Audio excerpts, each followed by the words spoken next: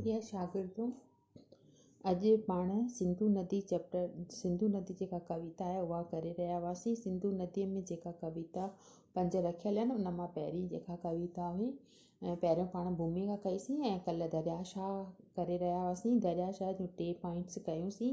उन में कविअ ॿुधायो हो त दरियाशाह खे बार बार थी करे चए, तूं जी आहे, भले आहे, तुंहिंजे अचण सां असांजो मनु ॾाढो ठरे थो।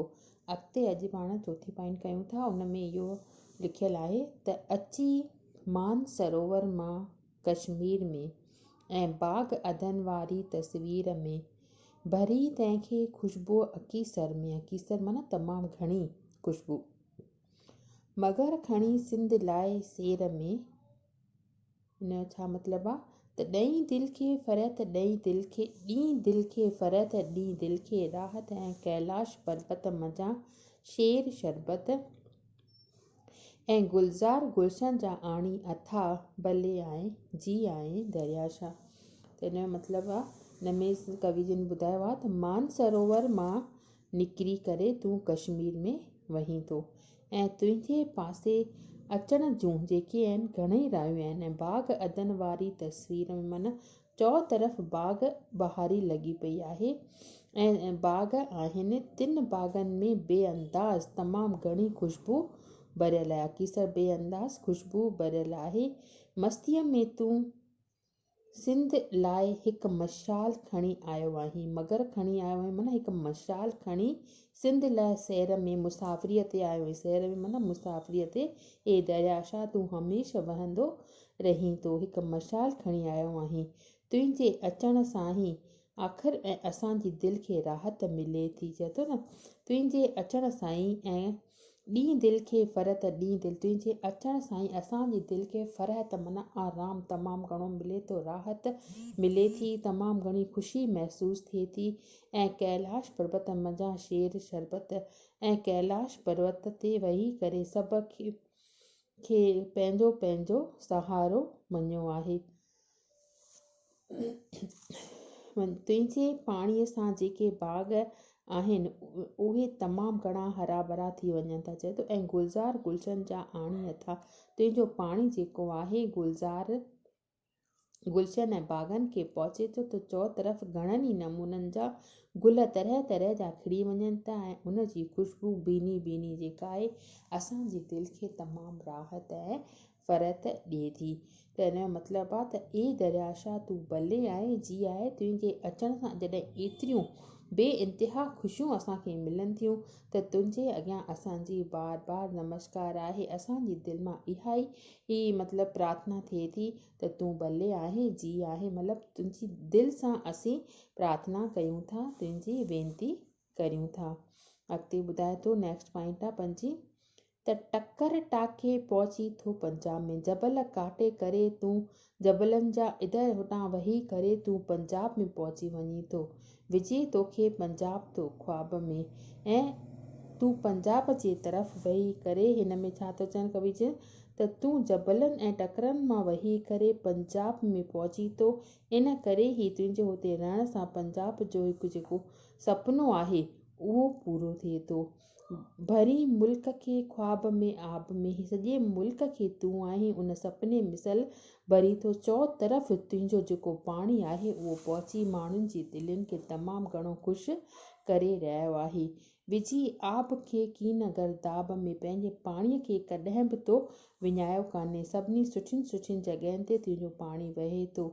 वयूं चाढ़ियूं लाहियूं नयूं वाह वाहियूं, चाढ़ियुनि ते हेठि लहे थो ऐं वाहनि ते बि उहो पाणी तुंहिंजो जेको आहे तमामु बेअंदाज़ मात्रा में वही रहियो आहे, तेज़ रफ़्तार सां हेठि अची रहियो आहे। छॾे गोड़ गमसान हली थो मज़े मां, एतिरो त मतिलबु हुनजे जहान में केतिरो न गोड़ गमसान आहे, पर तूं हुनखे लेखे में बि कीन थो लाहीं ऐं पंहिंजी तिखी रफ़्तार सां वही रहियो आहीं। ए रूह रवान साहिब अज़ व जाह, ए रूह रवान ही आत्मा खे ख़ुशी बख़्शींदड़ दरियाशाह अज़ व जाह, मतिलबु तूं शुरूअ खां अंत ताईं असांजे लाइ प्रिय आहीं, असांजो प्यारो आहीं। अंदर में शांती आहे। तुंहिंजे पाणी इंसान जी आत्मा खे आनंद बख़्शींदड़ आहे। तुंहिंजो पाणी जेको आहे रूह रवान साहिब अर्ज़ बजाज मतिलबु आहे तुंहिंजो जेको पाणी आहे उहो असांजी आत्मा खे शांती बख़्शींदड़ आहे। तुंहिंजी पाणीअ जे करे ई असां हिन संसार में जीअर आहियूं। असांजी जीअर जे रहण जे लाइ तव्हांखे ख़बर आहे 3 शयुनि जी ज़रूरत पवंदी आहे। छा? रोटी, कपिड़ा ऐं मकान। त रोटी त आहे, कपिड़ो बि आहे, मकान, पर जल बि जेको आहे उहो तमामु घणो असांजे लाइ मूल्यवान आहे। बिना जल जे असां न रोटी ठाहे सघंदासीं न मकान ठाहे सघंदासीं। सभिनी हंधि जेको आहे हुन जल जो ज़रूरत आहे। त ए दरिया शाह तूं सभिनी हंधि बेअंदाज़ मात्रा में वेही करे पंहिंजो पाणी पहुचाईंदो, सभिनी जी दिलनि खे ख़ुशि करींदो। इन करे असांजी दिलि मां बार बार इहा सदा निकिरी रही आहे त तूं भले आहीं जी आहे। असां तुंहिंजी बार बार प्रार्थना वेनिती करियूं था त तूं असांजी दिलि में हमेशह इहो ई जॻह विराजमान तुंहिंजो जेको स्थान आहे असांजी दिलि में हमेशह अहिड़ीअ तरह ई बणियो रहे।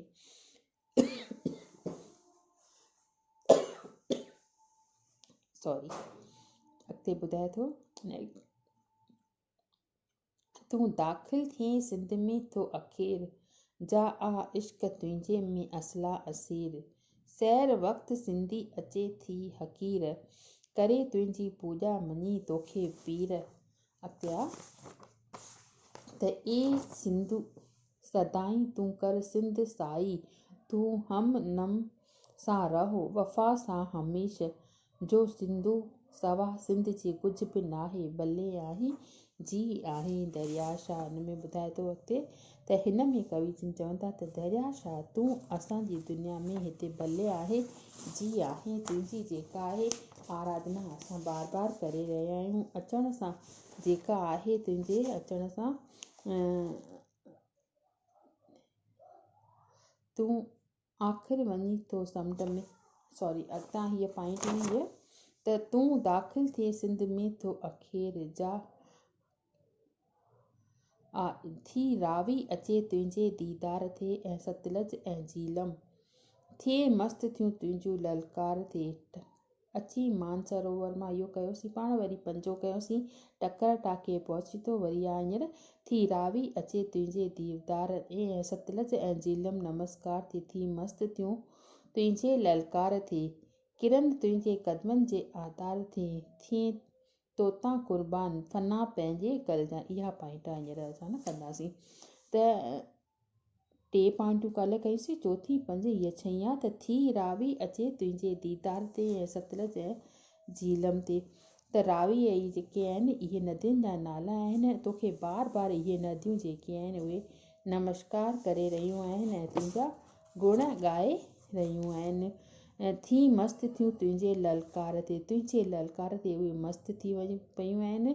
किरन तुंहिंजे कदमनि जे आधार ते तुंहिंजे कदमनि ते तुंहिंजे चरणनि में हमेशह पंहिंजो मस्तक निवाइनि थियूं।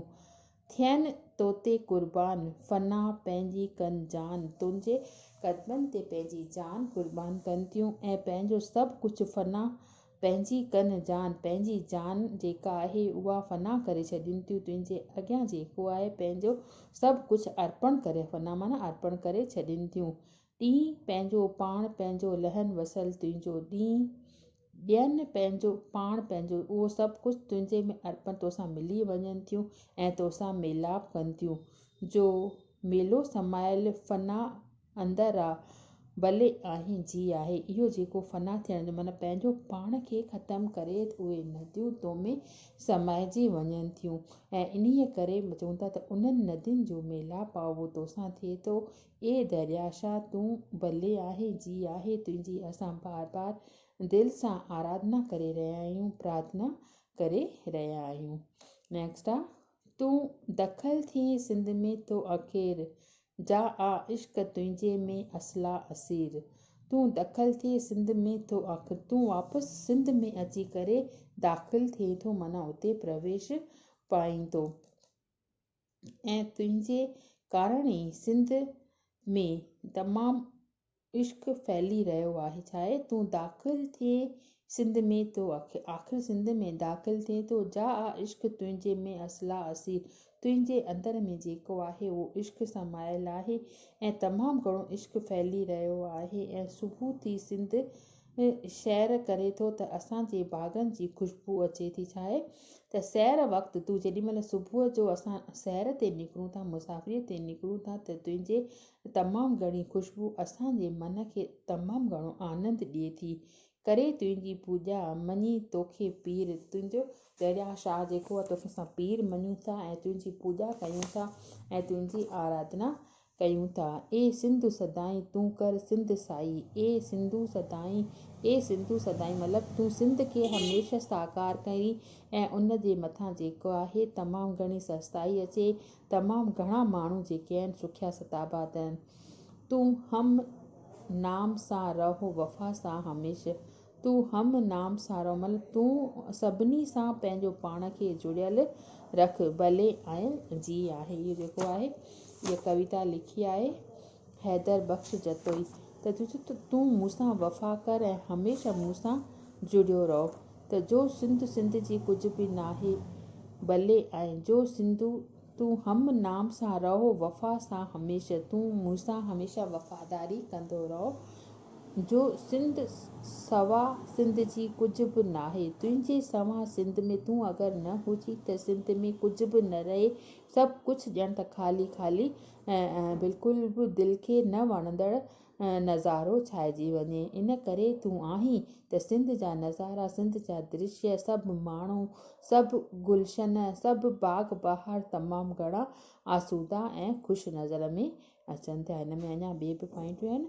अॼु बसि एतिरो ई 7 पॉइंटूं ऐं कयूंसीं। इन में जेका तव्हांखे अगरि का कुझु पुछिणो हुजे त तव्हां बेशक मूंखां पुछी सघो था। बसि अॼु एतिरो।